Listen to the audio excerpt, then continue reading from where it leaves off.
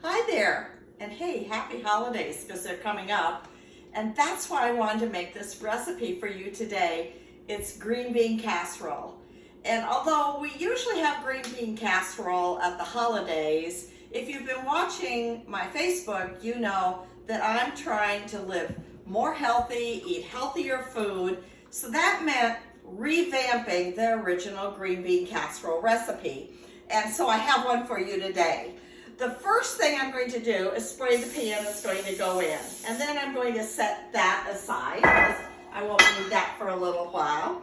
I've cooked 16 ounces of green beans I microwaved them according to the package directions. And they're in my bowl ready to combine with other things.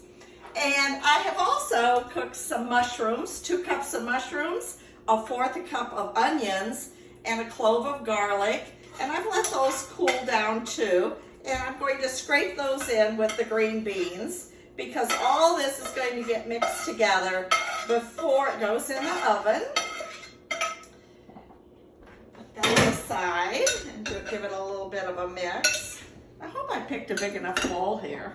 But I want it to be a see-through glass bowl so you could see this coming together. So the next thing that happens is I'm going to prepare a sauce.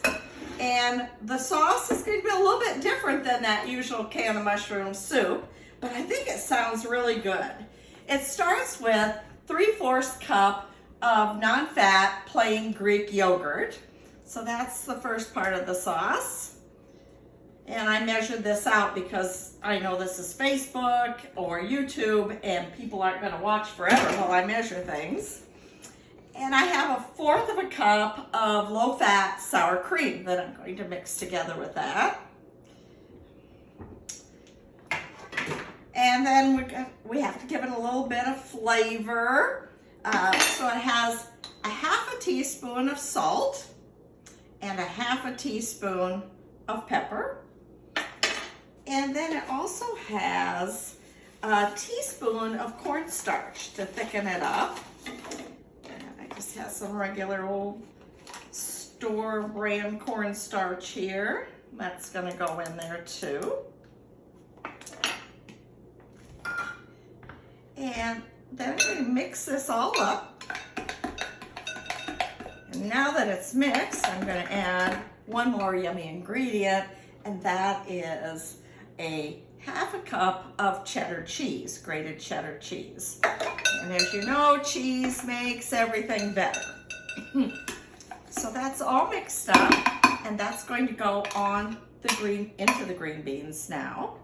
And I think I'm going to use this spatula so I make sure I get it all in there. And this all gets mixed before it goes in the oven. I know when I used to make green bean casserole, I just kind of dumped everything on top of each other, but not going to do that today. I'm going to get it mixed up really well before it goes in the pan. This is really easy, as you can see. And it's going to be good, and it's going to go perfect with turkey or roast, or I think this is a casserole you could make anytime. Okay, I think I've got, there's a little bit in the bottom there. And Bailey, Paige's dog, is here today, and she's watching this. She's very interested in cooking, just in case anything drops. So I have that all mixed up, and now I have my spray pan. Bring that over here, and I'm going to spread it into the pan. And then this is going to go into the 350 oven for about 35 minutes or so.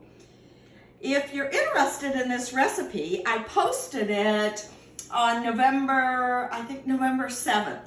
That week I posted a lot of Thanksgiving recipes that you might be interested in. And, okay. Hey, Gene, show how good that looks when you look in the bowl. Gene's my cameraman, and his pay for this is not real high, so sometimes I have to prompt him. But he's sure a good sport about it. I hope I forgot something when I mixed that up.